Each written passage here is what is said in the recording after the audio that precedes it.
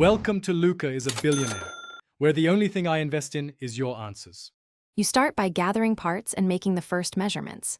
Get a certified Chi transmitter module and a 3.5W wireless coil. Check coil diameter and DC resistance to match the module. Once done, cut a ferrite sheet to the coil size and lay out the capacitor values specified in the datasheet. Make sure to work on an ESD mat and confirm the module's input is 512V. Begin by mounting the coil on a non-conductive form so winding stays stable. You now build and tune the transmitter. Solder the coil leads to the module's output pads, keeping traces short to reduce losses. Secure joints with solder and apply strain relief.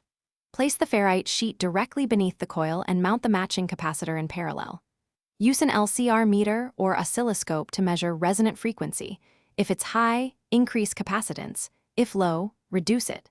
This tuning maximizes power transfer and efficiency, so take time to iterate until you hit the specified frequency range. You finish by mounting the circuit into a compact enclosure and aligning the coil center under the pad surface.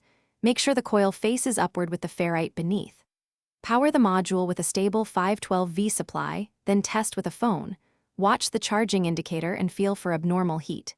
If it doesn't charge, troubleshoot. Confirm resonance and matching capacitor values, ensure coil alignment and distance are correct, and check ground/common connections. One key tip: recheck the input supply under load. Voltage sag often breaks charge. Thanks for watching and please subscribe. It's the best investment you'll ever make.